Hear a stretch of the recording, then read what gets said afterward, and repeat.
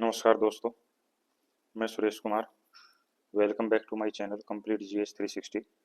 दोस्तों, आज हम बीपीएससी प्री 2025 में जीके जीएस के पूछे गए कुछ शानदार क्वेश्चंस करेंगे। ये क्वेश्चंस आने वाले हर एग्जाम्स के लिए काफ़ी इंपॉर्टेंट रहने वाले, इसलिए वीडियो को लास्ट तक जरूर देखें। तो चलिए वीडियो को शुरू करते हैं। आज का हमारा पहला प्रश्न है, भारतीय क्षेत्र में दो ज्वालामुखी द्वीप हैं, यानी कि भारत में दो ज्वालामुखी पाए जाते हैं, वो कौन से हैं? तो इसमें हमारा जो राइट ऑप्शन होगा वो ऑप्शन डी है, नारकोंडम एवं बैरन द्वीप।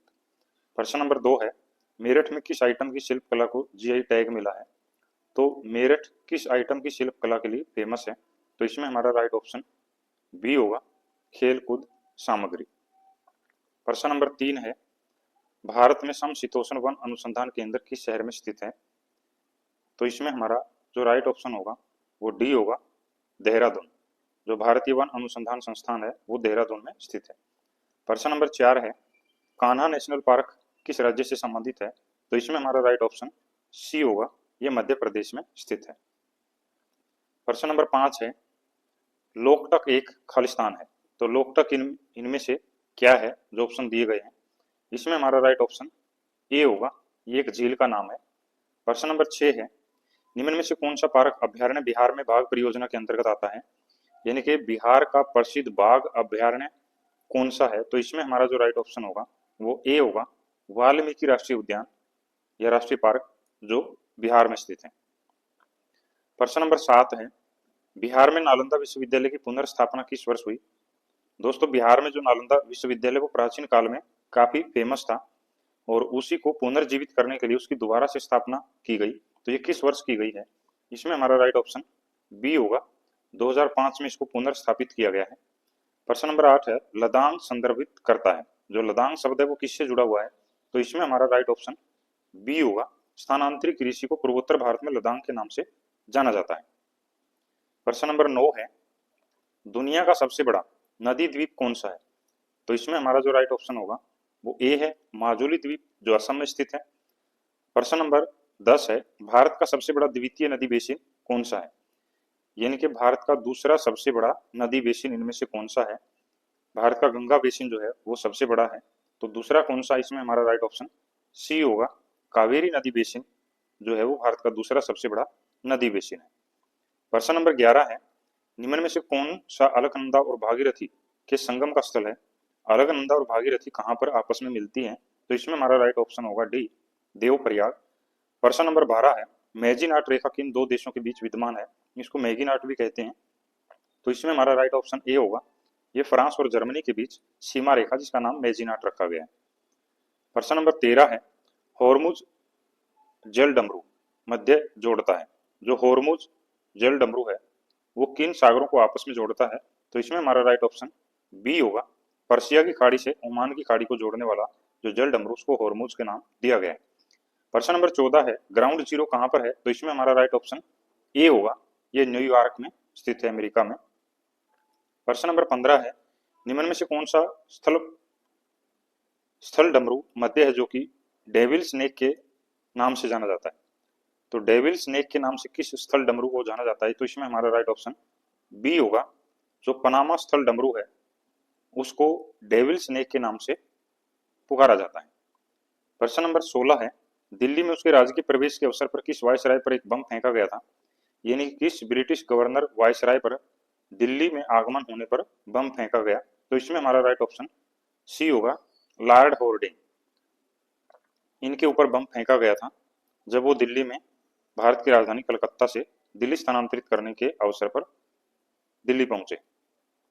प्रश्न नंबर 17 है, 1911 में कैलिफोर्निया विश्वविद्यालय में भारतीय दर्शन शास्त्र के प्रोफेसर बनने का अवसर किसे मिला? यानी कि 1911 में कौन सा भारतीय कैलिफोर्निया विश्वविद्यालय में भारतीय दर्शन शास्त्र का प्रोफेसर बना? तो इसमें हमारा राइट ऑप्शन सी होगा, लाला हरदयाल, जिन्होंने गदर पार्टी की स्थापना की थी। प्रश्न नंबर 18 है, MAO यानी कि Mohammedan Anglo oriental college Aligarh के प्रधानाचार्य का नाम बताइए जिसने 19वीं सदी के अंतिम दशकों में मुस्लिम सांप्रदायिकता को बढ़ावा दिया था। जो अलीगढ़ मुस्लिम कॉलेज था उसकी स्थापना के बाद उसका एक प्रधानाचार्य था ब्रिटिश, जिसने भारत में मुस्लिम सांप्रदायिकता को काफी बढ़ावा दिया, उसका नाम पूछा गया है। तो इसमें हमारा राइट ऑप्शन डी होगा। थियोडोर बेक जो है इससे संबंधित थे। प्रश्न नंबर 19 है, द यंग इंडिया एक राष्ट्रीय पत्र को प्रारंभ किया था। तो यंग इंडिया किसका समाचार पत्र था? इसमें हमारा राइट ऑप्शन ए होगा, ये महात्मा गांधी से संबंधित है। प्रश्न नंबर 20 है, पंचायती राज का मुख्य उद्देश्य क्या होता है? तो इसमें हमारा राइट ऑप्शन डी होगा, जनता को विकास के प्रशासन में प्रतिभागी करने योग्य बनाना पंचायती राज का मुख्य उद्देश्य है। प्रश्न नंबर 21 है, निंदा प्रस्ताव के बारे में क्या सत्य है? जो निंदा प्रस्ताव लाया जाता है सदन में, उसके बारे में कौन सा कथन सही है? तो इसमें हमारा राइट ऑप्शन ए होगा, यह अविश्वास प्रस्ताव से भिन्न होता है, यानी कि उससे बिल्कुल अलग होता है। निंदा में सिर्फ सरकार की निंदा की जाती है, जबकि अविश्वास प्रस्ताव सरकार को गिराने से संबंधित है। प्रश्न नंबर 22 है, निम्न में से कौन सा विषय उच्च न्यायालय और सर्वोच्च न्यायालय दोनों के अधिकार क्षेत्र में आता है? यानी कि हाई कोर्ट और सुप्रीम कोर्ट दोनों के अधिकार में कौन सा क्षेत्र आता है इनमें से विषय? तो इसमें हमारा राइट ऑप्शन सी होगा, मौलिक अधिकारों का संरक्षण जो है वो दोनों ही प्रकार के न्यायालयों के अधिकार क्षेत्र में शामिल है।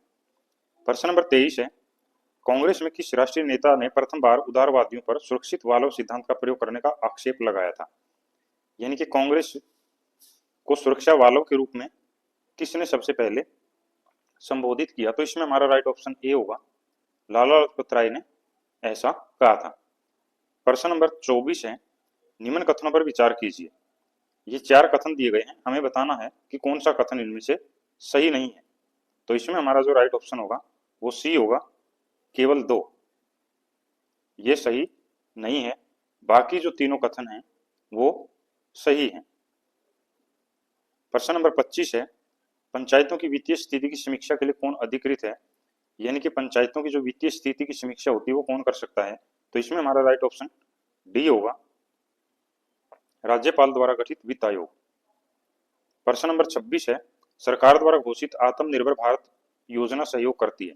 तो आत्मनिर्भर जो योजना है वो किस विषय पर सहयोग करती है? तो इसमें हमारा राइट ऑप्शन सी होगा, यानी कि भारत की निर्माण क्षमता वृद्धि में, उद्योगों से निर्यात में और घरेलू उत्पादन में विदेशी निवेश को प्रोत्साहित करना, ये दोनों काम जो है वो आत्मनिर्भर भारत योजना के हैं।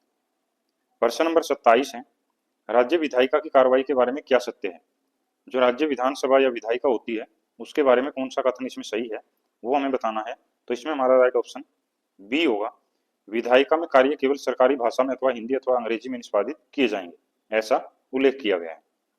प्रश्न नंबर 28 है, भारतीय संविधान मौलिक अधिकारों पर औचित्यपूर्ण प्रतिबंध प्रावधान करता, किंतु औचित्य को ध्यान में रखना चाहिए कि, यानी कि भारतीय संविधान में मौलिक अधिकारों पर औचित्यपूर्ण रोक लगाई जा सकती है। तो इसमें से वो औचित्य कौन सा हो सकता है वो हमें बताना है। तो इसमें हमारा राइट ऑप्शन बी होगा, 1 और 2, यानी कि सामान्य जन का हित संरक्षित हो, यानी कि सामान्य जनहित से जुड़ा हुआ मामला हो तभी इस पर रोक लग सकती है। और दूसरा है, विद्यमान सामाजिक मूल्य में सामाजिक आवश्यकताएं अवरोध न हो तो ऐसा हो सकता है। प्रश्न नंबर 29 है, निम्न में से कौन वित्त आयोग के सदस्य के लिए आवश्यक अर्हता का निर्धारण करता है? यानी कि जो वित्त आयोग होता है उसके सदस्य के लिए जो शर्तें होती हैं उनका निर्धारण कौन करता है? तो इसमें हमारा राइट ऑप्शन सी होगा, संसद विधि द्वारा, यानी कि संसद उसके ऊपर कानून बनाकर इन शर्तों के बारे में उल्लेख करती है। प्रश्न नंबर 30 है, निम्न में से कौन सा नीति निर्देशक तत्व गांधीवादी सिद्धांतों के अनुरूप नहीं है? तो ये 4 नीति निर्देशक तत्व दिए गए हैं, कौन सा गांधीवादी विचारों के अनुसार सही नहीं है वो हमें बताना। तो इसमें हमारा राइट ऑप्शन सी होगा, 2 और 4, यानी कि समान नागरिक संहिता ये नहीं है और काम का अधिकार ये नहीं है। बाकी ग्राम पंचायतों का गठन और ग्रामीण क्षेत्रों में कुटीर उद्योगों की प्रोन्नति ये दोनों इसमें शामिल किए गए हैं। प्रश्न नंबर 31 है, निम्न में से कौन सा युग्म सुमेलित नहीं है? ये 4 जोड़े दिए गए, कौन सा जोड़ा जो है वो सही नहीं मिलाया गया। प्रश्न नंबर 31 का हमारा राइट ऑप्शन सी होगा, अनुसूचित क्षेत्रों का प्रशासन 6ठी अनुसूची में दिया गया है, ये बिल्कुल गलत है। शपथ का प्रारूप 3री अनुसूची, राज्यसभा में सीटों का आवंटन 4थी और संघ सूची के जो विषय है वो 7वीं अनुसूची, ये सभी सुमेलित हैं। प्रश्न नंबर 32 है, केंद्रीय सरकार के बारे में निम्न कथनों पर विचार कीजिए। जो केंद्र सरकार होती है उसके बारे में 2 कथन दिए गए हैं, तो कौन सा इनमें सही है वो हमें बताना है। तो 32 का हमारा राइट ऑप्शन बी होगा, केवल 2 सही है। मंत्रालय तथा विभागों का निर्माण प्रधानमंत्री द्वारा कैबिनेट सचिव के परामर्श से हो सकता है। ये गलत है, इसमें किसी के परामर्श की जरूरत नहीं है, प्रधानमंत्री खुद निर्णय ले सकते हैं। प्रश्न दूसरा कथन है, प्रत्येक मंत्री को मंत्रालय राष्ट्रपति द्वारा प्रधानमंत्री के परामर्श पर आवंटित किया जाता है, ये औपचारिकता होती है। प्रश्न नंबर 33 है, लोकसभा के सचिवालय स्टाफ की नियुक्ति की शक्ति निहित है, यानी कि लोकसभा सचिवालय में जो स्टाफ काम करता है उसकी नियुक्ति कौन कर सकता है? तो इसमें हमारा राइट ऑप्शन डी होगा, लोकसभा अध्यक्ष के परामर्श के उपरांत राष्ट्रपति उनकी नियुक्ति करता है। प्रश्न नंबर 34 है, किसान ऋण पोर्टल के शुभारंभ से पहले किसान ब्याज अनुदान और शीघ्र पुनर्भुगतान प्रोत्साहन योजनाओं के तहत मैनुअल दावे निम्न में से किस संस्थान को प्रस्तुत करते थे? यानी कि ऋण से पहले ये दावे किसको प्रस्तुत किए जाते हैं? तो इसमें हमारा राइट ऑप्शन ए होगा, कृषि और किसान कल्याण मंत्रालय और नाबार्ड। प्रश्न नंबर 35 है, भारत का विदेशी मुद्रा भंडार, उसके बारे में एक कथन है, तो कौन सा कथन इसमें सही है वो बताना है। तो इसमें हमारा राइट ऑप्शन डी होगा, उपरोक्त दिए गए जो कथन है ये तीनों सही है। प्रश्न नंबर 36 है, किस संगठन ने संयुक्त रूप से आवास और शहरी मामलों के मंत्रालय के साथ राष्ट्रीय शहरी नवाचार स्टैक डिजिटल ब्लूप्रिंट विकसित किया है? तो इसमें हमारा जो राइट ऑप्शन होगा वो बी होगा, राष्ट्रीय शहरी मामले संस्थान। प्रश्न नंबर 37 है, 31 अक्टूबर 2024 तक भारतमाला परियोजना के तहत किस राज्य में सबसे अधिक निर्मित सड़क की लंबाई थी?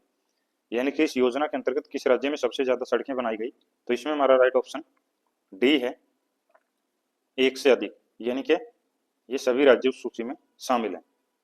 प्रश्न नंबर 38 है, निम्न में से कौन सी वस्तुएं अप्रैल सितंबर 2024-25 के दौरान भारत के निर्यात की शीर्ष 10 प्रमुख वस्तुओं में से नहीं है?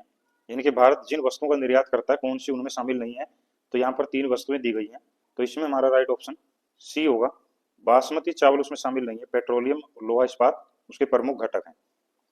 प्रश्न नंबर 39 है, भारत वन स्थिति रिपोर्ट 2023 के अनुसार कौन सा कथन इनमें से सही है वो बताना है। तो इसमें हमारा राइट ऑप्शन सी होगा, सबसे अधिक वृक्षावरण महाराष्ट्र में पाया गया और उसके बाद राजस्थान और उत्तर प्रदेश का स्थान है। प्रश्न नंबर 40 है, 2023 में वैश्विक सेवाओं के निर्यात में निम्न में से किस देश की भारत से अधिक हिस्सेदारी थी? यानी कि सेवा निर्यात में भारत का सबसे बड़ा साझेदारी देश कौन सा है? तो इसमें हमारा राइट ऑप्शन बी होगा, आयरलैंड। प्रश्न नंबर 41 है, बानू मुश्ताक की किस पुस्तक को 2025 का अंतर्राष्ट्रीय बुकर पुरस्कार प्रदान किया गया? तो कौन सी किताब के लिए उनको ये पुरस्कार मिला? इसमें हमारा जो राइट ऑप्शन होगा वो सी होगा, सोल लेंटस, इस किताब के लिए उनको ये पुरस्कार दिया गया। प्रश्न नंबर 42 है, सिंधु जल संधि के अनुसार 3 पूर्वी नदियां भारत को आवंटित की गई हैं, कौन सी उनमें शामिल नहीं है? जो सिंधु नदी जल समझौता 1960 में भारत पाकिस्तान के बीच हुआ, तो कौन सी 3 पूर्वी नदियां इसमें भारत को दी गई हैं और उनमें से कौन सी नहीं है वो हमें बताना है। तो 42 का हमारा राइट ऑप्शन ए होगा, झेलम इसमें शामिल नहीं है, रावी, सतलुज, ब्यास ये इसमें शामिल है। प्रश्न नंबर 43 है, निम्न में से किस व्यक्ति या संगठन को 2024 का रेमन मैग्सेसे पुरस्कार प्राप्त हुआ है? 2024 का जो रेमन मैग्सेसे पुरस्कार वो किसको दिया गया? इसमें हमारा राइट ऑप्शन होगा डी, इसमें सभी शामिल हैं क्योंकि ये बहुत सारी क्षेत्रों में दिया जाता है, तो तीनों ऑप्शन जो है इसमें शामिल हैं। प्रश्न नंबर 44 है, आकाश तीर के बारे में कौन सा कथन सही है? तो ये आकाश तीर क्या है वो हमें बताना है। तो इसमें हमारा राइट ऑप्शन डी होगा, यानी कि आकाश तीर भारतीय सेना की एक एयर डिफेंस प्रणाली है और यह भारत की व्यापक C4ISR प्रणाली को सहजता एकीकृत प्रदान करता है और यह निष्क्रिय रक्षा से सक्रिय प्रतिकार के रणनीतिक बदलाव को दर्शाता है। तो सभी कथन जो हैं आकाश तीर के बारे में सही है। प्रश्न नंबर 45 है, दोस्तों इसी तरह के शानदार जीके जीएस के प्रश्न पाने के लिए आप हमारे चैनल कंप्लीट जीएस 360 को लाइक शेयर सब्सक्राइब जरूर करें। तो प्रश्न नंबर 45 है, निम्न में से कौन से रक्षा प्लेटफॉर्म मेक इन इंडिया पहल के तहत भारत की स्वदेशी सैन्य प्रणाली का हिस्सा है? तो मेक इन इंडिया के तहत कौन सा उत्पाद जो है भारत में तैयार किया गया है वो हमें बताना। तो इसमें हमारा राइट ऑप्शन डी होगा, ये F-35 लाइटनिंग, मुख्य युद्धक टैंक अर्जुन और उन्नत टोर्ड आर्टिलरी गन सिस्टम, ये सभी जो है मेक इन इंडिया के तहत भारत में निर्मित किए गए हैं। प्रश्न नंबर 46 है, कौन सा दिन होलोकॉस्ट मेमोरियल डे के रूप में मनाया जाता है? तो इसमें हमारा राइट ऑप्शन बी होगा, 27 जनवरी को ये दिन मनाया जाता है। प्रश्न नंबर 47 है, UNDP के मानव विकास सूचकांक रिपोर्ट के अनुसार भारत में जीवन प्रत्याशा 1990 में 58.6 वर्ष थी, तो ये 2023 में कितनी हो गई? तो इसमें हमारा राइट ऑप्शन जो है वो डी होगा, 72, 73, 74, यानी कि ये लगातार बढ़ती जा रही है। प्रश्न नंबर 48 है। दोस्तों वीडियो को लाइक जरूर करें। फरवरी 2025 में एआई एक्शन समिट किस शहर में आयोजित हुआ था? तो ये करंट अफेयर का प्रश्न है, इसमें हमारा राइट ऑप्शन बी होगा, ये पेरिस फ्रांस की राजधानी में आयोजित किया गया। प्रश्न नंबर 49 आज का लास्ट प्रश्न है। दोस्तों आपसे फिर से एक अपील है कि चैनल को सब्सक्राइब जरूर करें और वीडियो को लाइक करें। 96वें में अकादमी पुरस्कार 2024 में एमा स्टोन को किस फिल्म में मुख्य भूमिका के लिए ऑस्कर मिला है? तो इसमें हमारा राइट ऑप्शन बी होगा, पुअर थिंग्स फिल्म के लिए एमा स्टोन को ये पुरस्कार दिया गया।